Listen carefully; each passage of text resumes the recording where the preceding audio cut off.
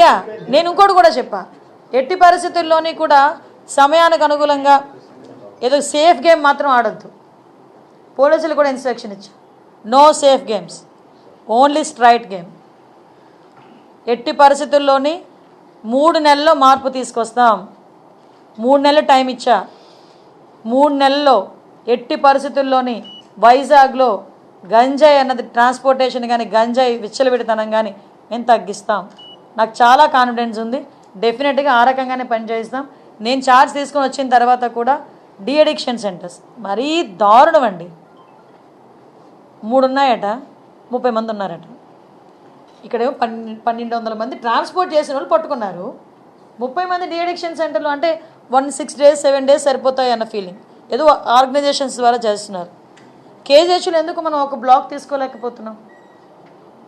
So at the same time schools దగ్గర awareness programs conduct చేయాలి. ట్రైబుల్లోని మనకి ట్రైబల్ ఏరియాలో అవేర్నెస్ ప్రోగ్రామ్స్ కండక్ట్ చేయాలి.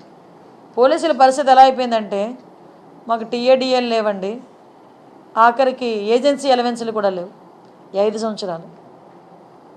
సో అన్నిటినీ కూడా స్ట్రీమ్లైన్ చేస్తాం.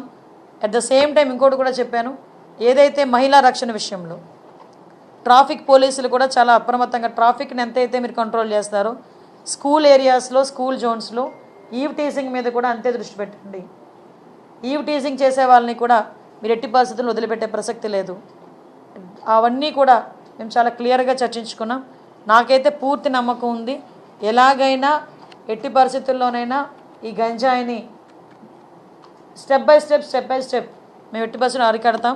క్రైమ్ రేటు కూడా ఎట్టి పరిస్థితి తగ్గుతుందని నమ్మకం అయితే నాకుంది. దానికి అనుగుణంగానే అఫీషియల్స్తో కానీ అదేవిధంగా చంద్రబాబు నాయుడు గారితో కానీ డిస్కస్ చేసి వాళ్ళకి కావాల్సిన ఫెసిలిటీస్ కూడా కల్పించడానికి నేను చర్యలు తీసుకుంటాను. మేడం 5 ఏళ్లలో పోలీస్ వ్యవస్థలో సిస్టమే లేదు, పడుకోబెట్టేసింది వైసీపీ అన్నారు. జస్ట్ 3 months బీచ్ చేంజ్ అవుతున్నారు. ఇలాంటి ఛాలెంజ్గా తీసుకుంటున్నారు. ఎస్, నేను ఛాలెంజ్గానే తీసుకుంటున్నా. డెఫినెట్గా నేను ఛాలెంజ్గానే తీసుకుంటున్నా. ఎందుకనంటే ఈరోజు వరకు 6లో పోలీస్ స్టేషన్లో ఒకసారి మీరు చూస్తే షెడ్లు వేసుకొని ఉన్నారండి. పోలీస్ స్టేషన్లో మినిమం ఫెసిలిటీస్ లేవు, మినిమం ఇమ్యూనిటీస్ కూడా కల్పించకుండా పోలీసులు ఉద్యోగాలు చేయమంటే ఎలా అవుతుంది? అలాగే నన్ను ఆల్ ఆఫ్ సడన్ వీళ్ళకి నేను ఏదో చేస్తాను కదా, చెయ్యొచ్చు. సిఎస్ఆర్ ఫండింగ్స్ ఉన్నాయి. కలెక్టర్ గారికి ఒకసారి కలెక్టర్ గారు నిజంగా 5 సంవత్సరాల్లో కలెక్టర్ గారు కూడా దృష్టి పెట్టుంటే వాళ్ళకి ఎంతో కొంత మంచి జరిగేదేమో. ఈ రోజు వరకు ఒక అకాడమీకి కానీ వీటికి వచ్చిన డబ్బులు ఏమైపోయినాయి? అవన్నీ పక్కన పెట్టండి. ఎకడమికల్ ఇష్యూస్ అన్నీ పక్కన పెట్టండి. టెక్నికల్గా మనం చూసుకున్నా, వాళ్ళ వర్క్ సైడ్ మనం చూసుకున్నా, డెఫినెట్గా ఉన్న పోలీస్ డిపార్ట్మెంట్ వాళ్ళకి ఇంకొకటి విషయం చెప్తున్నా. ఈరోజు ఎవరైతే